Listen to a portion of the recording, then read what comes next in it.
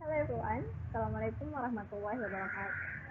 Saya Andika Tafizia, mahasiswa program studi pendidikan IPA, Fakultas Keguruan dan Ilmu Pendidikan, Universitas Pancasila. Hadirnya saya di sini untuk menjelaskan sedikit mengenai COVID-19.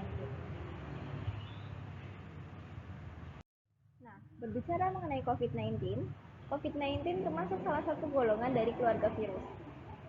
Mengenai detailnya, bentuk dan ukurannya akan kita bahas di pembahasan selanjutnya. Sebelumnya, video ini saya buat untuk memenuhi tugas yang diberikan oleh Bu Isratun Hesti Utami selaku dosen pengampu Biologi Umum 2. Sebelum kita masuk ke bentuk virus dan ukuran virus corona, saya akan melanjutkan pembahasan mengenai pengertian virus terlebih dahulu. Nah, pengertian virus dalam dunia biologi merupakan parasit yang memiliki ukuran super kecil yang dapat menginfeksi sel yang dimiliki organisme atau makhluk hidup lainnya. Nah, istilah virus sendiri pertama kali dikenalkan pada tahun 1892 oleh seorang ilmuwan bernama Iwanovski. Pada waktu itu, Iwanovski berhasil menemukan virus sebagai penyebab utama rusaknya daun tembakau. Selanjutnya, ciri-ciri virus. Virus memiliki ciri-ciri bersifat parasit, tidak memiliki sel atau bersifat aselular. Nah, selanjutnya kita akan bahas mengenai bentuk virus dan ukuran virus corona itu sendiri. Bentuk dari virus corona berbentuk seperti mahkota, yang seperti namanya yang berasal dari bahasa Latin mengandung arti mahkota. Bentuk ini berasal dari protein S yang mengelilingi permukaan virus. Protein S berbentuk seperti anak panah atau duri yang memenuhi atau menutupi permukaan dari virus corona sendiri. Protein ini berperan penting dalam menginfeksi. Pada umumnya, virus corona mempunyai bentuk bulat sekitar 100-129 nanometer. Sama seperti virus pada umumnya, virus corona juga tidak berkembang jika tidak berada pada sel inang. Ya, untuk selanjutnya membahas tentang struktur virus corona. Struktur virus corona sangat kecil dan bersifat parasit intraseluler obligat atau menempel pada inang. Virus memiliki materi genetik RNA atau DNA untuk memperbanyak diri. Materi genetik sangat penting bagi virus sehingga terlindung dalam lapisan protein atau vaksin. Berikut struktur dari virus COVID-19 sendiri. Terdiri dari nukleokapsid, glikoprotein membran, protein spike, protein envelope, dan materi genetik coronavirus itu sendiri. Penyebaran dan pencegahan virus corona berawal dari hewan ke manusia. Penularan ini dilakukan melalui droplet atau percikan air liur. Kemudian melalui udara, yaitu virus keluar dari mulut orang maupun pilek yang tidak menutup mulutnya. Kemudian berasal dari sentuhan atau jabat tangan dari orang-orang yang terkena positif COVID-19.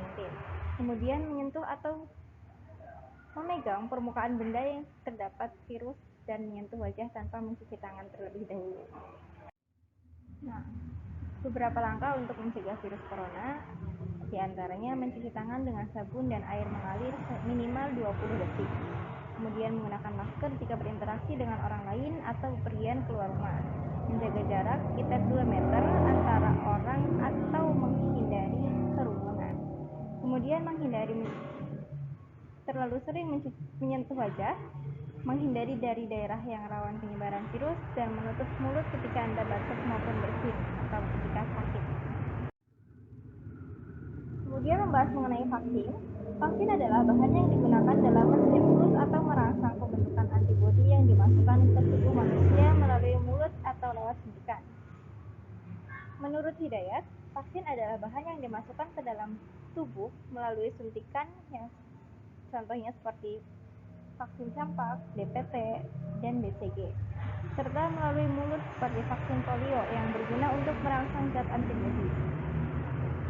Kemudian menurut Peraturan Menteri Kesehatan Republik Indonesia Pasal 1, vaksin merupakan antigen berupa mikroorganisme yang sudah mati, masih hidup tapi dilemahkan, masih utuh atau sebagainya, yang telah diolah berupa toksin, mikroorganisme yang telah diolah menjadi toksoid, protein rekombinan yang bila diberikan kepada seseorang akan menimbulkan kekebalan spesifik secara aktif terhadap penyakit infeksi tertentu. Selanjutnya mengenai vaksinasi. Vaksinasi merupakan tindakan memasukkan vaksin ke dalam tubuh yang bertujuan agar tubuh kebal terhadap suatu penyakit tertentu. Contohnya pemberian vaksin DPT untuk mencegah penyakit tetanus, difteri, dan paratitis. Pemberian vaksin BCG untuk mencegah tuberkulosis dan sebagainya. Berikut daftar pustaka yang saya ambil dari pemaparan yang saya jelaskan tadi. Kemudian izinkan saya untuk memaparkan beberapa keunggulan dari program studi IPA di Universitas Pancasila Tegal.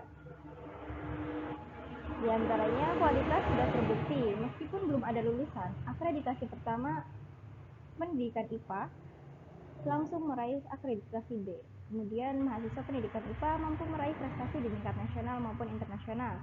Di antaranya meraih program PPL internasional yang dibiayai oleh pemerintah Thailand Selatan. Selain itu, dosen yang profesional bermula dari lulusan S3 dan S2 perguruan tinggi ternama di Indonesia. Memiliki sertifikat pendidik.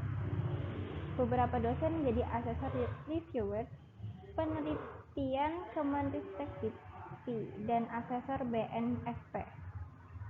Selain itu, peluang kerja guru IPA masih sangat besar. Hal itu dilihat dari Prodi Pendidikan IPA se-Jawa Tengah yang terakreditasi B saat ini hanya satu, yaitu Pendidikan IPA Universitas Pancasila Tegal.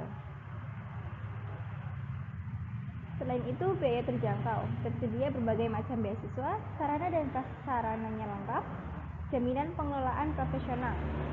Sedang disiapkan pendidikan profesi guru IPA, terdapat kerjasama dalam dan luar negeri, terdapat program PPL internasional. Mungkin bagi rekan-rekan dan adik-adik yang masih bingung untuk berkuliah di mana dan memilih program studi apa, mungkin program studi IPA di Universitas Pancasila Tegal bisa menjadi pilihan kalian. Kiranya itu yang dapat saya sampaikan, kurang lebihnya mohon maaf. Wassalamualaikum warahmatullahi wabarakatuh.